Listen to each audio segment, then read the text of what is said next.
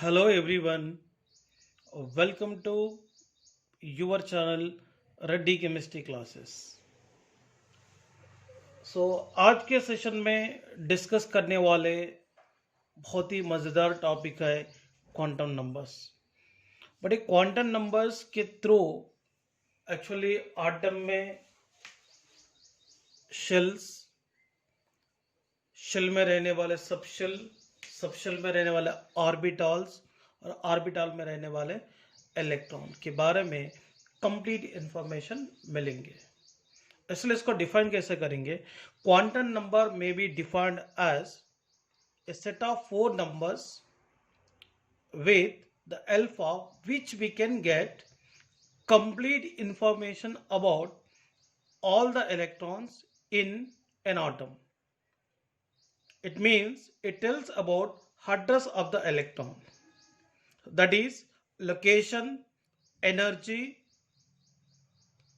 the type of orbitals occupied and orientation of that orbitals.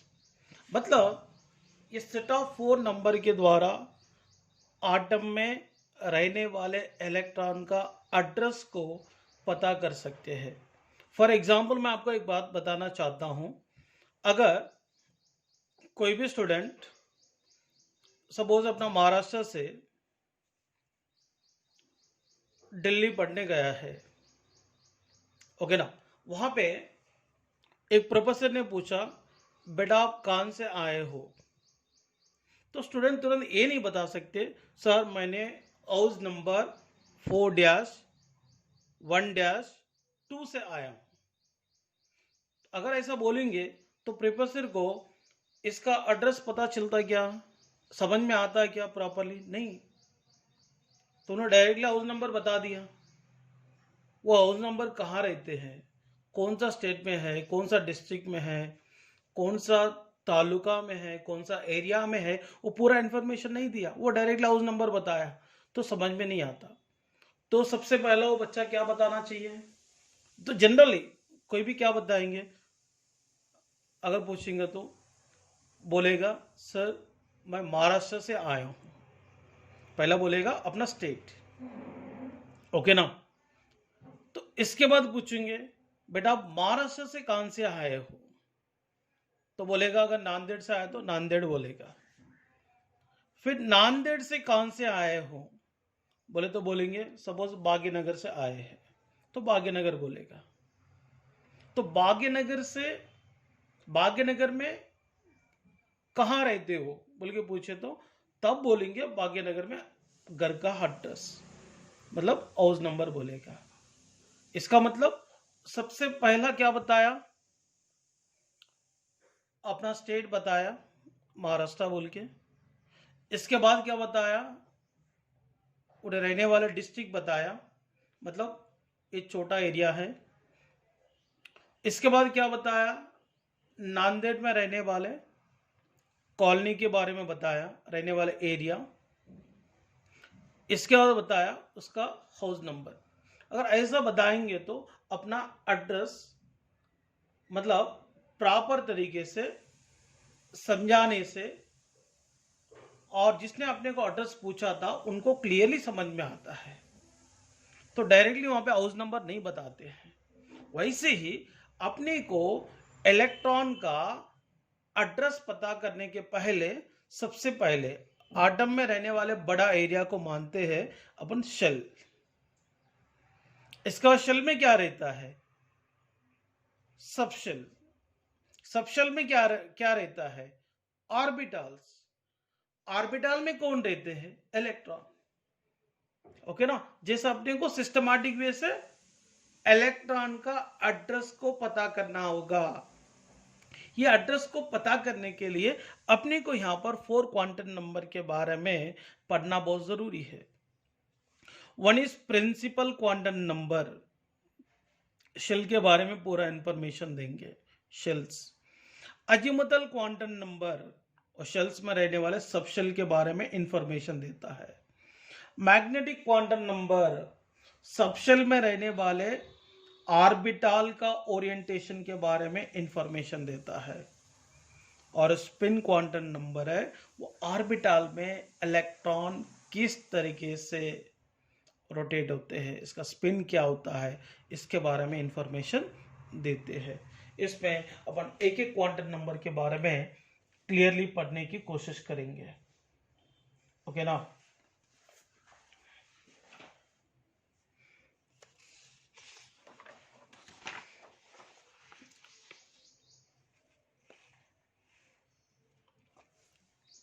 First one,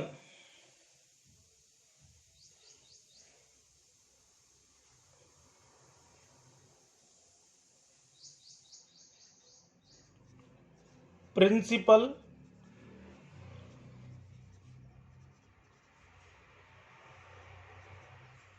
quantum number, इसको represent करने वाले जो symbol है N.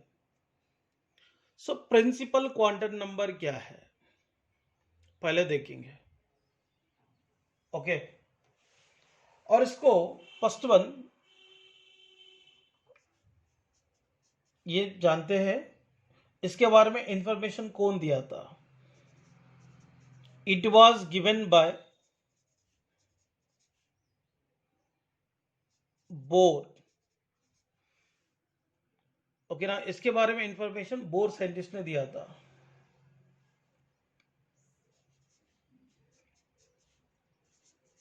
It represents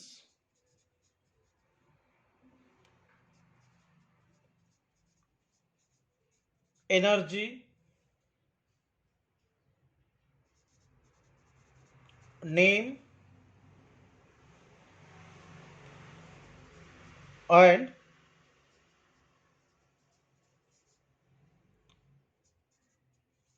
size of the shell to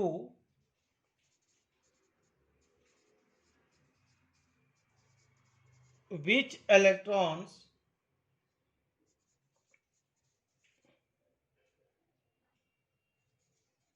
belongs।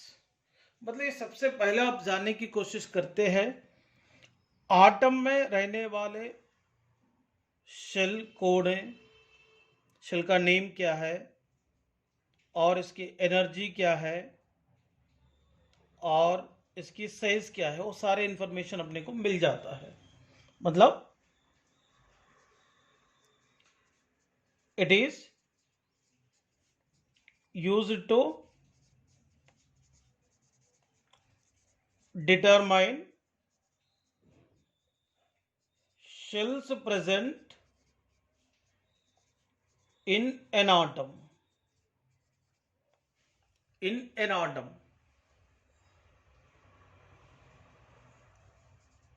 and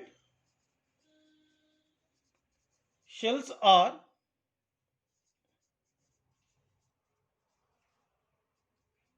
represented as a number 1, 2, 3, 4 dash dash dash and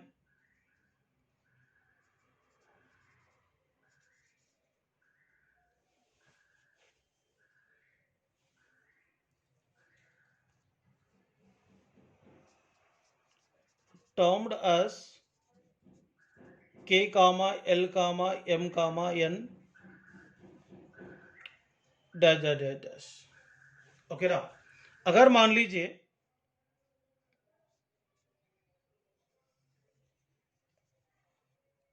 nucleus के surrounding में रहने वाले पहला shell, second shell, third shell, fourth shell है।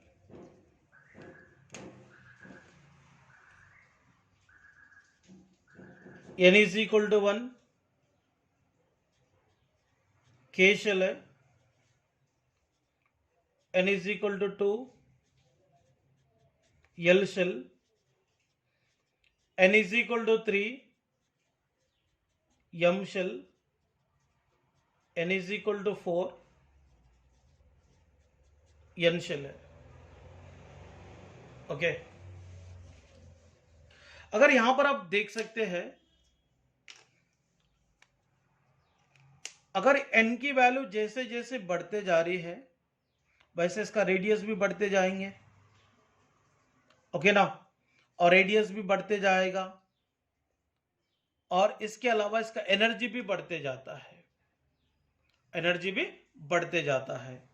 मतलब यहां पे if principal quantum number value that is n increases, energy and radius of a shell also increases, okay ना। प्रिंसिपल क्वांटम नंबर को रिप्रेजेंट करने वाले सिंबल क्या है, एन है। If value of n increases then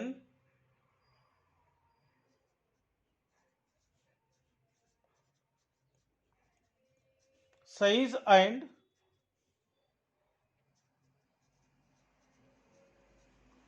energy of a shell also increases, okay ना। next one,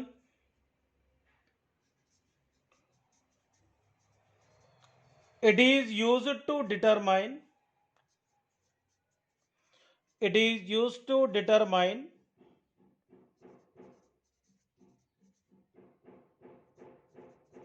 angular momentum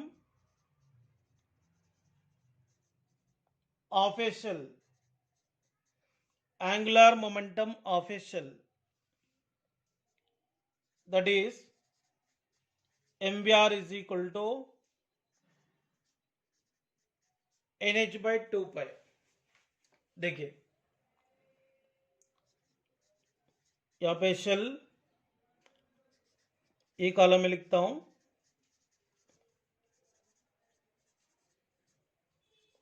angular momentum that is mvr is equal to nh by 2 pi, right।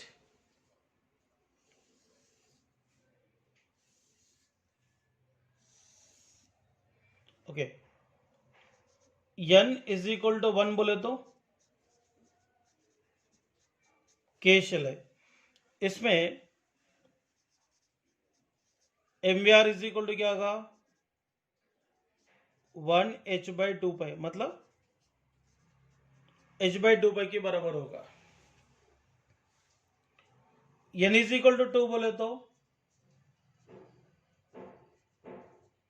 L shell है, मतलब angular momentum mvr is equal to क्या होगा 2 into h by 2 pi, 2 2 cancel होगा तो h by pi होता है finally. n is equal to 3 रहा तो m शेल है, इसका angular momentum mvr is equal to 3 into h by 2 pi। n is equal to 4 बोले तो n शेल है, mvr is equal to 4 into h by 2 pi, 2 1 जा 2 2 जा, इसलिए 2 h by pi भी लिख सकते हैं इसको। ये angular momentum of a particular shell को फाइंड करने के लिए भी यहाँ पे प्रिंसिपल क्वांटम नंबर काम में आते हैं। Next one, it is used to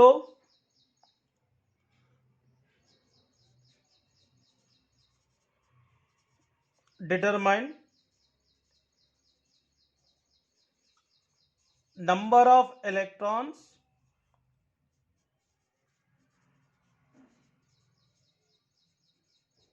present in a shell। Shell में रहने वाले नंबर ऑफ इलेक्ट्रॉन्स के बारे में भी पता कर सकते हैं, दैट इज 2n स्क्वेयर से। देखो यहाँ पे शेल लिखेंगे और यहाँ पे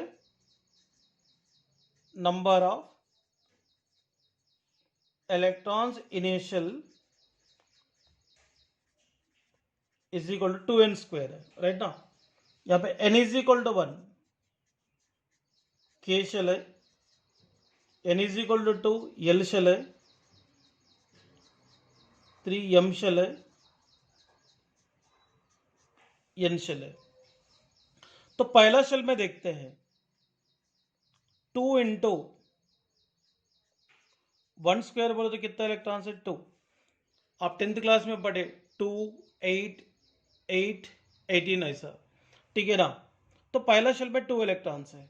सेकंड शेल में बात करते हैं, n इज इक्वल टू क्या है, 2 है ना। कितना हो गए, 2 इंटू ये 4 होता, 8 electrons. n is equal to 3 रहा तो m शेल है, 2 इंटू 3 स्क्वायर मतलब 2 इंटू 9, 3 स्क्वायर बोले तो क्या होता है, 9 है ना। 9 इंटू 2 क्या होगा, 18 इलेक्ट्रॉन्स रहता। n is equal to 4, n shell में 2 इंटू 4 स्क्वायर बोले तो 32 इलेक्ट्रॉन्स हो जाता, क्योंकि ये 4 स्क्वायर बोले तो 16 है, 16 इंटू 2 32। इसका मतलब कौन सी शेल में कितनी इलेक्ट्रॉन्स है, इसको पता करने के लिए भी 2n स्क्वायर फॉर्मूला यूज कर सकते हैं, ओके ना।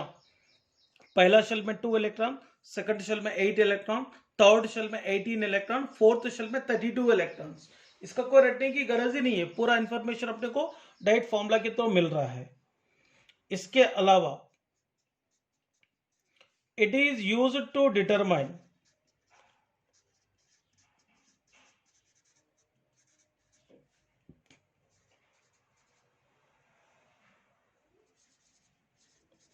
orbitals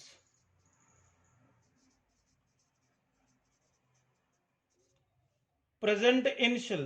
इसके लिए फॉर्मूला रहता n स्क्वायर फॉर्मूला। अब कौन सा शेल में कितने ऑर्बिटल्स है, इसको फाइंड करने के लिए n स्क्वायर यूज करना है। Next one, it is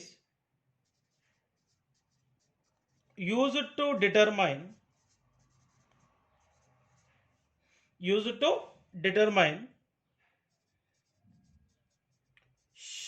subshells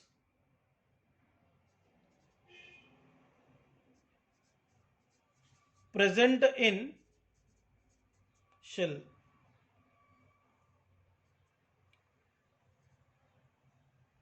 that is equal to n। मतलब जितना n की वैल्यू होंगे उतना ही सबशेल रहता है। इसका मतलब अगर मान लो n इज इक्वल टू 1, मतलब k शेल में कितनी सबशेल रहता, 1 ही रहता। l शेल में 2 रहता, m शेल में 3 रहता, n शेल में 4 सबशेल रहता, क्योंकि जितनी n वैल्यू रहेंगे उतनी सबशेल्स होंगे, ओके ना। एक्चुअली ऑर्बिट एंड ऑर्बिटल में काफी फर्क है, ओके ना। तो बोर ने क्या बोला था, न्यूक्लियस के सराउंडिंग में इलेक्ट्रॉन सर्कुलर पाथ में रोटेट करता है। न्यूक्लियस के सराउंडिंग में इलेक्ट्रॉन फिक्स्ड सर्कुलर पाथ में रोटेट करता है। दैट फिक्स्ड सर्कुलर पाथ को क्या कहते हैं, ऑर्बिट कहते हैं। ऑर्बिटल बोले तो क्या है, ये न्यूक्लियस है,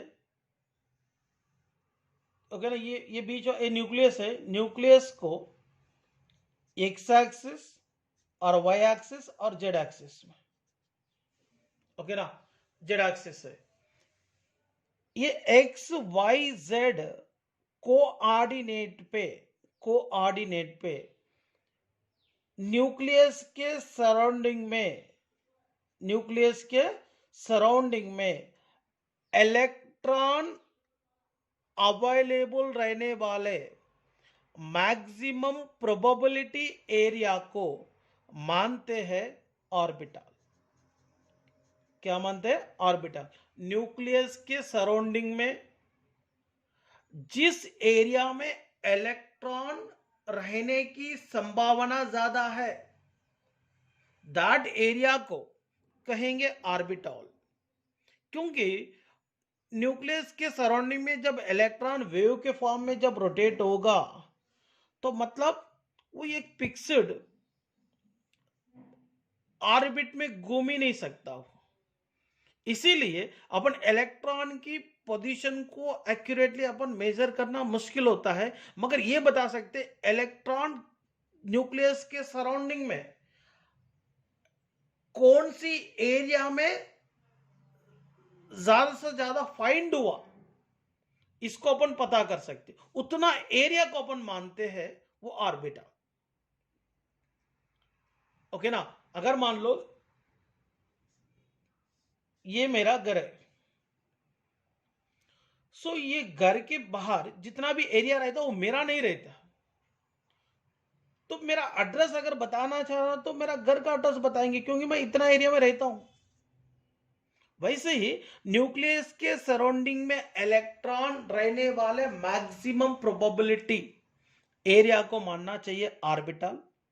ओके ना। और न्यूक्लियस के सराउंडिंग में इलेक्ट्रॉन घूमने वाले फिक्स्ड सर्कुलर पाथ को कहना चाहिए ऑर्बिट। ये दोनों डिफरेंट है, ठीक है ना।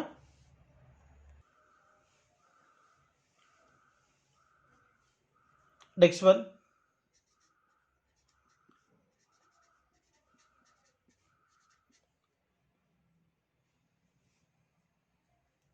Azimuthal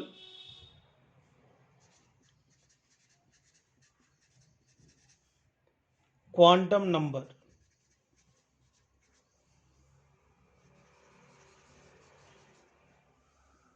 azimuthal quantum number.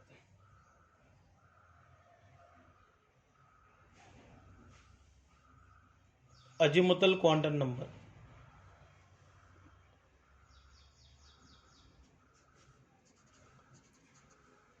इसका जो सिंबल है l, it was given bye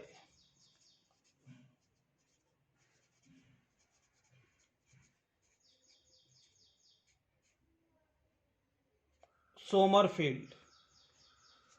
तो अजीमुथल क्वांटम नंबर के बारे में सबसे पहला जो इंफॉर्मेशन दिया था वो सोमरफील्ड है। कौन दिया था? Sommerfeld. Next one, it is used to determine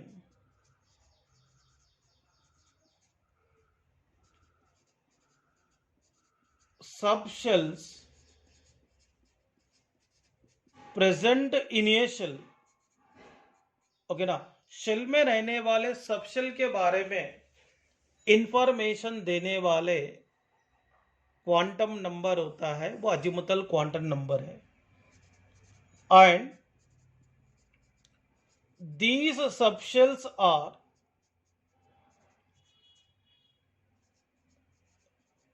represented by S, P, D and F। इसको रिप्रेजेंट करने के लिए यूज करने वाले letters S, P, D, F। देखो, if azimuthal quantum number value L is equal to 0, मतलब वो subshell होगा S subshell. L is equal to 1 बोले तो सबशेल होगा P सबशेल। अगर L इज इक्वल टू 2 रहा तो D सबशेल।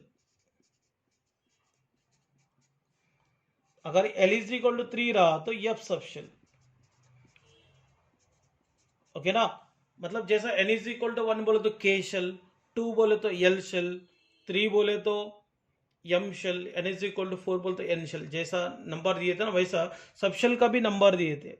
अगर azimuthal quantum number value L is equal to 0 रहा तो S सबशेल है, 1 रहा तो P सबशेल है, 2 रहा तो D सबशेल है, 3 रहा तो F सबशेल है। ओके ना। Next one, energy order of A subshell. इसमें एस सब शेल से ज्यादा एनर्जी पी के पास रहता, पी से ज्यादा डी को रहता, डी से ज्यादा एफ को रहता। ओके ना। Next one, azimuthal quantum number को रिप्रेजेंट करने वाले सिंबल कौन है? L. L values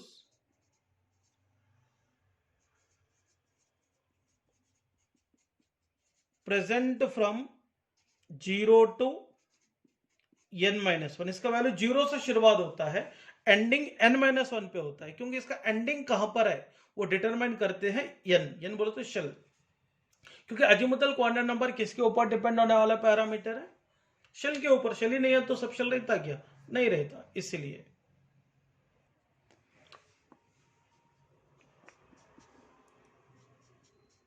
it is used to determine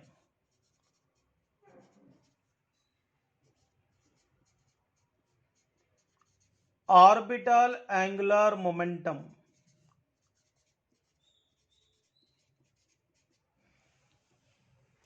orbital angular momentum,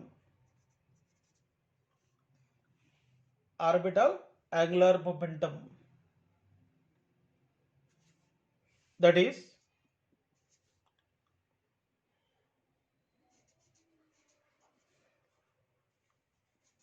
under root of L into L plus 1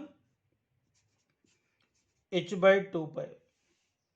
यहाँ पे मैं ऑर्बिटल एंगुलर मोमेंटम को रिप्रेजेंट करने के लिए म्यू एल दिखाया। Mu l is equal to under root of l into l plus 1 h by 2 pi।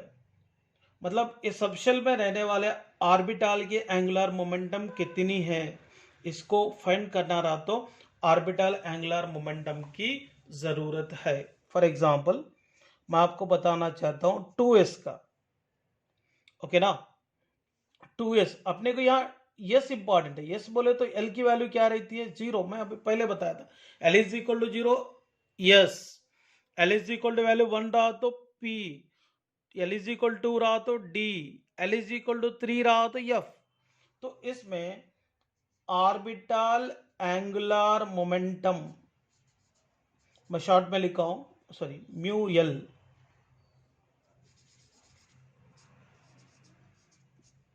Is equal to, formula क्या है? Under root of l into l plus 1 h by 2 pi है। तो मैं इसका निकालता हूं orbital angular momentum. L is equal to 0 बोले तो under root of 0 into 0 plus 1 h by 2 pi। तो इसका टोटल वैल्यू क्या होगा? 0। Orbital angular momentum of yes 2s क्या होगा? 0। ये इसका मतलब सेकंड शेल में यस सब शेल का। अगर मैंने निकाल 3p, ये अपने को ये सामने वाले शेल इतना इंपॉर्टेंट नहीं है, p इंपॉर्टेंट है। यहाँ पे p बोलो तो l की वैल्यू क्या रहता? 1। Orbital angular momentum is equal to l की जगह क्या पुट करेंगे? 1 पुट करेंगे। 1 into 1 plus 1 h by 2 pi.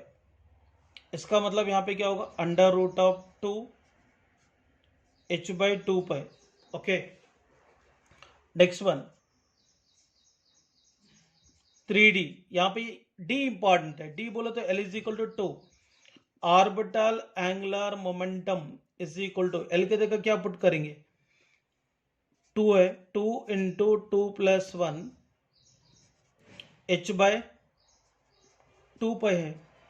2 plus 1 बोलो तो क्या है? 3। 3 into 2 6। Under root of 6 into h by 2 pi. Next one 4f। इसमें l इज इक्वल टू 3 रहता। Orbital angular momentum is equal to under root of 3 into 3 plus 1 h by 2 pi. 3 plus 1 बोल तो 4। 4 into 3 12 है। Under root of 12 into h by 2 pi है। So आपको ऐसा subshell देकर आपको पूछेंगे ऑर्बिटल एंगुलर मोमेंटम, आप लोग ध्यान देना है एस पी डी एफ के ऊपर। ठीक है। और आप लोगों की सॉल्व करना रहा तो मैं थोड़े दे देता हूं, सॉल्व कर लो। 3s 4d 5f 6d। इसका ऑर्बिटल एंगुलर मोमेंटम क्या होता है? आपको एस पी डी एफ के ऊपर ही ध्यान देना चाहिए, समझ रहे ना? बट यहां पे एक इंपॉर्टेंट चीज आपको पता चलने वाले है। प्लीज देखिए, एक कॉलम में मैंने शेल लिखता हूं, यहां पे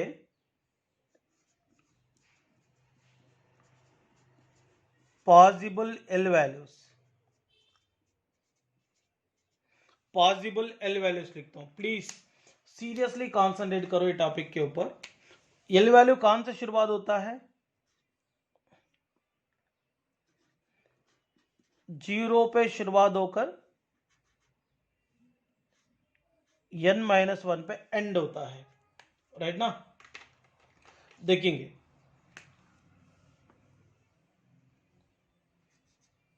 n इज इक्वल टू 1 बोले तो के शेल है, ओके ना? कौन सा शेल है? के शेल है। तो क्या इसका वैल्यूज 0 पे शुरुआत हो गए, 2 n-1 पे एंड होता है, n की जगह क्या पुट करेंगे?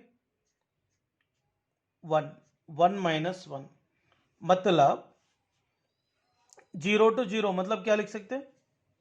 0, सिर्फ यहां पे 0 ही पॉसिबल होता, मतलब L इज इक्वल टू 0 ही पॉसिबल होगा इसमें। L इज इक्वल टू 0 मतलब कौन सी सब शेल है? यस। इसका शेल क्या है? 1s। इसलिए देखो के शेल में ओनली 1s का सब शेल ही पॉसिबल है, एक ही सब शेल पॉसिबल है। देखिए नेक्स्ट वन, मैं यहां पे n is equal to 2,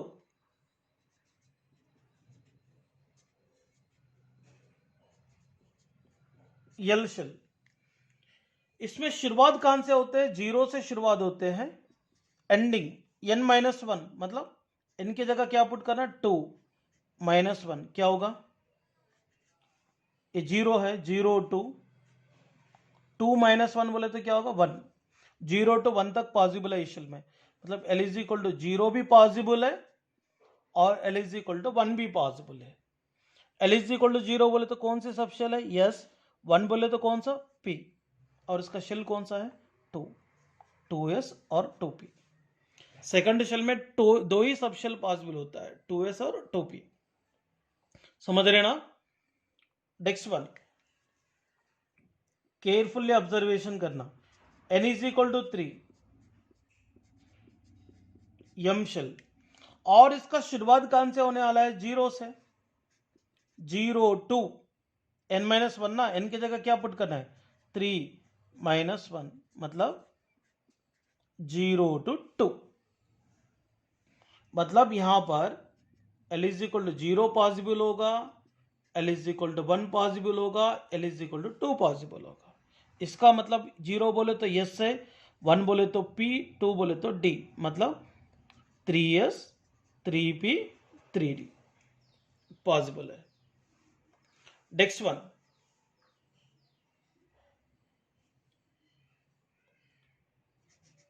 n is equal to 4, n shell, और इसका शुरुआत कहां से हो रहा? 0 to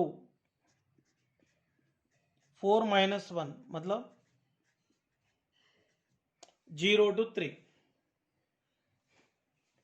यहां पर देखिए L is equal to 0 possible होगा, 1 पॉसिबल होगा, 2 पॉसिबल होगा, 3 पॉसिबल होगा। 0 बोले तो क्या है? यस। 1 बोले तो क्या है? P। 2 बोले तो क्या है? D। 3 बोले तो क्या है? F। यहां पे इसमें 0 to 3 बोले तो 0 पॉसिबल है, 1 पॉसिबल है, 2 पॉसिबल है, 3 पॉसिबल है, मतलब 4s 4p 4d 4f। देखिए बच्चों, सो ये टेबल सबको समझ में आया होगा। n इज इक्वल टू 1 बोले तो के शेल है, इसका value only L is equal to 0 ही पॉसिबल होता है, इसलिए 1s। सेकंड शेल में 0 to 1 आता है, मतलब 0 भी पॉसिबल है, 1 भी पॉसिबल है, इसका मतलब 2s 2p। इसमें 0 to 2 पॉसिबल है, मतलब 0 1 2, मतलब 3s 3p 3d। n is equal to 4 बोले तो 0 to 3 तक पॉसिबल है, मतलब 0 1 2 3 4s 4p 4d 4f। Okay ना। अगर n इज इक्वल टू 5 बोले तो 0 to 5 minus 1 मतलब 0 to 4, 0 1 2 3 4। ओके ना, एक नंबर कम करके अपने को बता सकते हैं। एनी वैल्यू से एक नंबर कम करो, पॉसिबल एल वैल्यू मिल जाता। Next one, magnetic quantum number.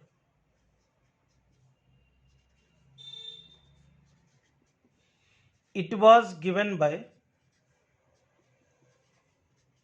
Linde. अभी शेल में सब शेल रहता, सब शेल में कौन रहता? Orbital. It is used to determine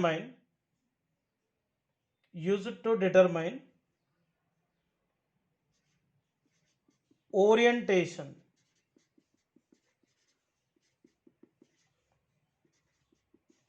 that is distribution, orientation of orbitals in a subshell. मतलब सबशेल में रहने वाला ऑर्बिटल कैसे डिस्ट्रीब्यूट होते हैं, इसके बारे में इंफॉर्मेशन मैग्नेटिक क्वांटम नंबर में मिलेंगे। Next one,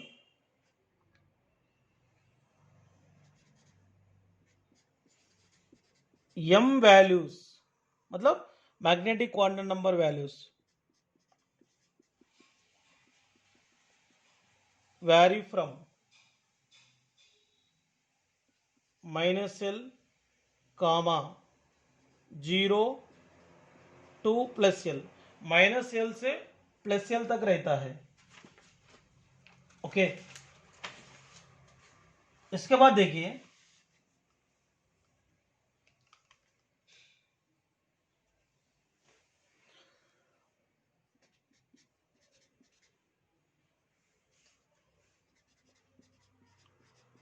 number of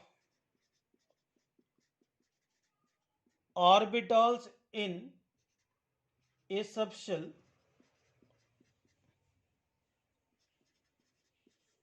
can be calculated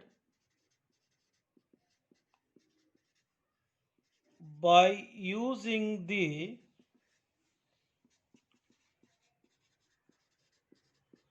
formula is 2l plus 1। Okay ना, 2l plus 1। और इसके अलावा मैग्नेटिक क्वांटम नंबर में जीमन इफेक्ट के बारे में भी एक्सप्लेनेशन दिया था। कौन सा इफेक्ट? जीमन इफेक्ट। जीमन इफेक्ट बोले तो that is the splitting of spectral line under the influence of magnetic field. Okay ना,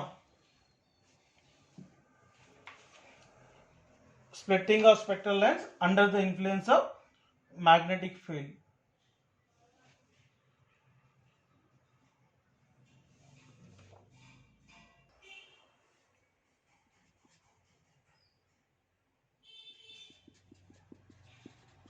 It is used to explain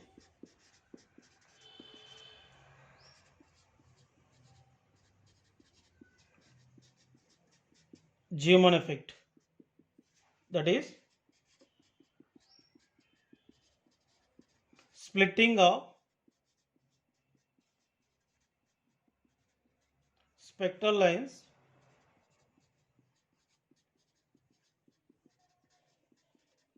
under the influence of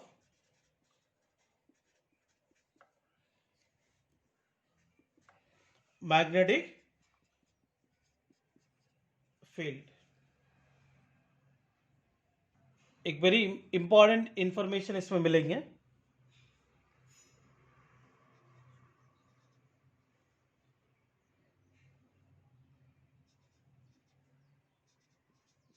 subshell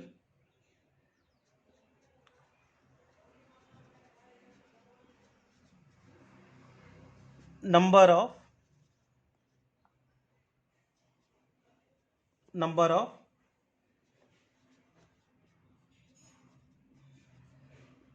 orbitals in subshell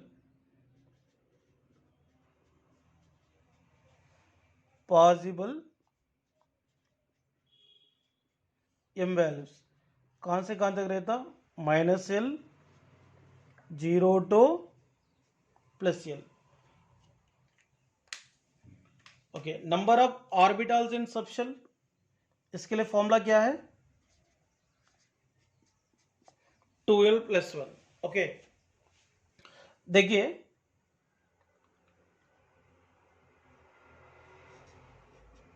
L = 0, ये subshell है.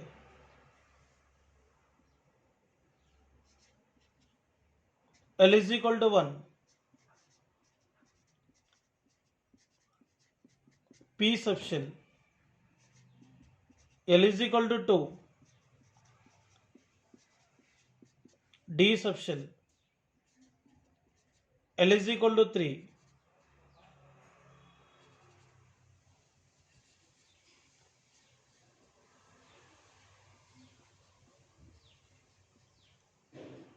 F subshell है. Okay, तो इसके बारे में जानते हैं. L = 0 बोले तो ये सबशेल हो गए. 2 × 0 + 1, इसमें 1 ऑर्बिटल है. कितना ऑर्बिटल पॉसिबल होता? 1 ऑर्बिटल.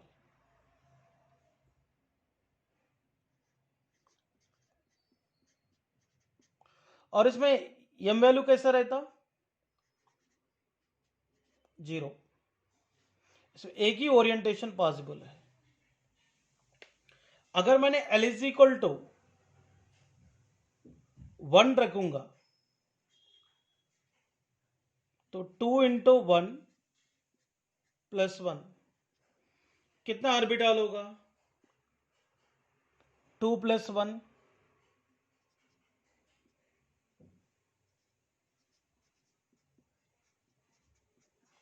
3 ऑर्बिटल्स है. और m वैल्यूज कैसे पॉसिबल होता है? देखिए, L = 1 बोले तो m वैल्यू कैसा रहता? -L 0 to +L बोले तो क्या लिखते हैं? -1 के बाद क्या आता? 0 + 1. सो यहां पर 3 ओरिएंटेशन आ रही है. 3 ओरिएंटेशन यहां पे पॉसिबल होगा. -1 0 + 1. अगर L = 2 रहा तो 2 × 2 + 1 कितना होगा?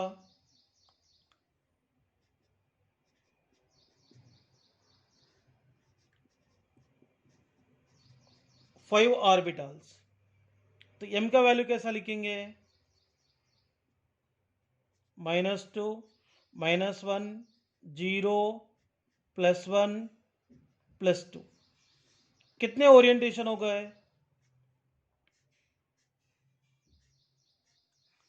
5 ओरिएंटेशन हो गए. अगर L = 2 बोलते m की वैल्यू क्या होगा? -2 -1 0 + 1 + 2, क्योंकि इसका वैल्यू -L 0 to +L तक है ना, इसीलिए. L = 3 रहा तो 2 × 3 + 1. इसमें 7 ऑर्बिटल्स रहता है. m वैल्यू कैसे रहता? -3 -2 -1 0 + 1 + 2 + 3. There are 7 orientations are possible. कितने ओरिएंटेशन पॉसिबल है? 7. देखिए बच्चों, मैं आपको समझा देता हूं. L = 0 ये 2l + 1 में अगर पुट करेंगे तो L = 0 बोले S सबशेल है, इसमें ऑर्बिटल 1 ही आता है. दैट इज m = 0 का. क्लियर हो गए? L = 1 बोले तो P सबशेल है, तो एल के जगह 1 पुट करेंगे, 2 इंटू 1 प्लस 1, तो 2 प्लस 1 कितना 3 ऑर्बिटल है। एल इज इक्वल टू 1 बोले तो एम वैल्यू क्या रहता, -1 0 प्लस 1, 3 ऑर्बिटल्स है। एल इज इक्वल टू 2 बोले तो ये एल के जगह 2 पुट करेंगे, डी सब शेल है ना, 2 इंटू 2 प्लस 1 कितना होगा 5 ऑर्बिटल है। तो एम की वैल्यू क्या रहता, -2 -1 0 प्लस 1 प्लस 2, 5 ओरिएंटेशंस प्रेजेंट है। एल इज इक्वल टू 3 बोलते एफ सब शेल है, इसमें पुट करेंगे 2 इंटू 3 प्लस 1 7 होता है, 7 ऑर्बिटल। एम का ओरिएंटेशन क्या होगा, -3 -2 -1 0 plus 1 plus 2 plus 3। L is equal to 4 रहा तो क्या लिखते हैं, -4 -3 -2 -1 0 प्लस 1 प्लस 2 प्लस 3 प्लस 4, ऐसा लिखते हैं, याद रखना। तो एल इज इक्वल टू 0 बोलते हैं, वैल्यू क्या होगा 0। एल इज इक्वल टू 1 बोले तो -1 0 plus 1। L is equal to रहा तो -2 -1 0 plus 1 plus 2। L is equal to 3 रहा तो -3 -2 -1 0 प्लस 1 प्लस 2 प्लस 3। इसका मतलब एस सब शेल में एक ही ऑर्बिटल रहता, पी सब शेल में 3 ऑर्बिटल रहता, डी सब शेल में 5 ऑर्बिटल रहता, एफ सब शेल में 7 ऑर्बिटल रहता। ये ओरिएंटेशन के जरिए अपने को समझना है, ठीक है।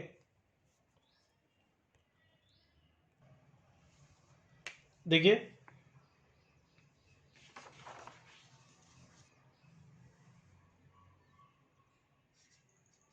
L is equal to 0,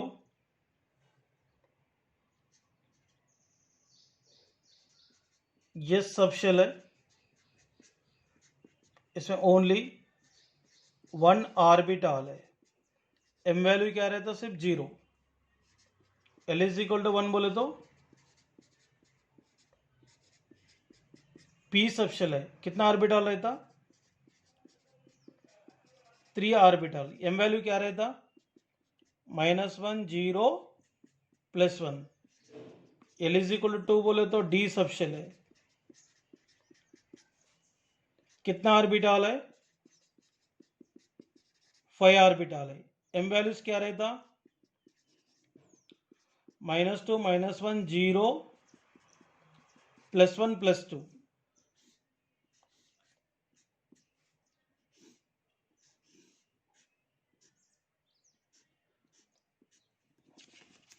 okay, next one, l is equal to 3 बोले तो एफ सब शेल कितना ऑर्बिटल रहता, 7 ऑर्बिटल्स, एम वैल्यू क्या रहता, -3 -2 -1 0 plus 1 plus 2 plus 3।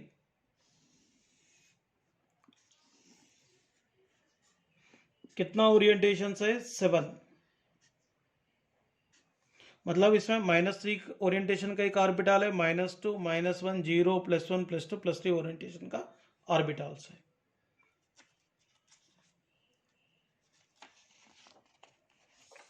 Last one,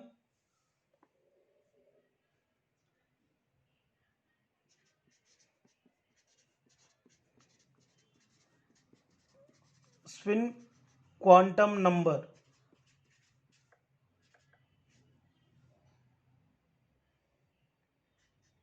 इसको ऐसे दिखाते हैं, it was given bye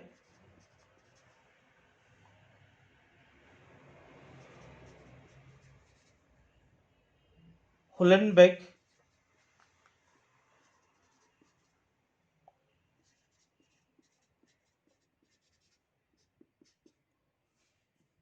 गॉडस्मिथ।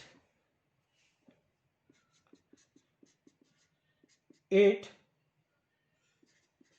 tells us the direction of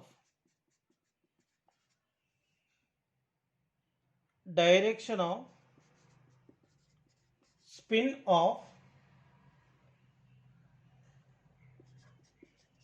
electron around its own axis। तो एक बात याद रखना, ऑर्बिटल में 2 इलेक्ट्रॉन्स होते हैं।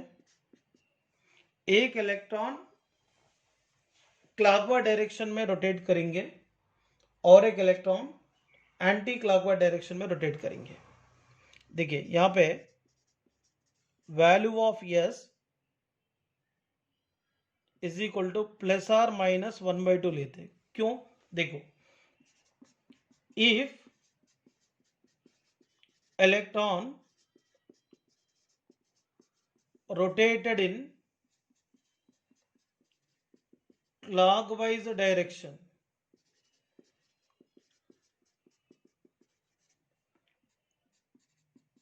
then its spin value S is plus 1/2। Okay ना?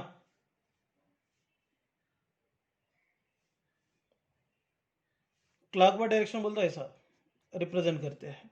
अगर ऑर्बिटल में 2 इलेक्ट्रॉन रहते हैं, ईच ऑर्बिटल में एक इलेक्ट्रॉन क्लॉकवाइज डायरेक्शन में रोटेट करेंगे, तो क्लॉकवाइज डायरेक्शन में रोटेट करने वाले इलेक्ट्रॉन का स्पिन वैल्यू है plus 1/2।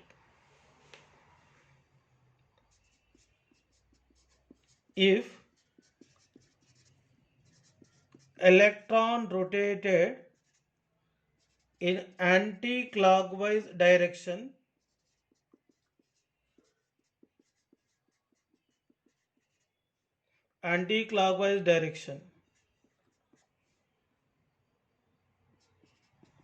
then its spin value is minus 1/2। मतलब क्लॉकवाइज डायरेक्शन में इट्स ओन एक्सिस में अगर रोटेट हुआ तो S is equal to plus 1/2 है, एंटी क्लॉकवाइज डायरेक्शन में रहा तो स्पिन वैल्यू माइनस 1/2 होता है। मतलब ऑर्बिटल में रहने वाले इलेक्ट्रॉन का ओरिएंटेशन के बारे में स्पिन क्वांटम नंबर बता रहा है। Next one, spin angular momentum.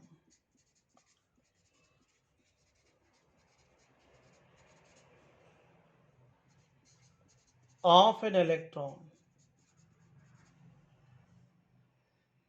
is equal to under root of s into s plus 1 h by 2 pi। मतलब इलेक्ट्रॉन अपनी ओन एक्सिस में इधर क्लॉकवाइज डायरेक्शन और एंटी क्लॉकवाइज डायरेक्शन में रोटेट होने के समय कितने एंगुलर मोमेंटम को डेवलप करता है, इसको फाइंड करने के लिए फॉर्मूला। ओके ना? यहां पे total spin is equal to क्या रहता, नंबर ऑफ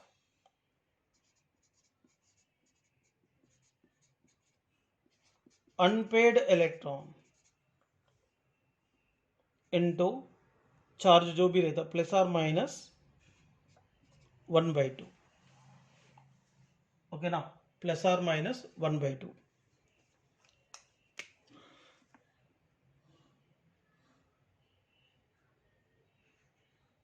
ये लेने का। ठीक है बच्चों, ये पूरा क्वांटम नंबर सिस्टमैटिकली रीड करो और इसके बेसिस पे मतलब MCQ कैसे आते हैं वो डिस्कस करते हैं आगे। Thank you.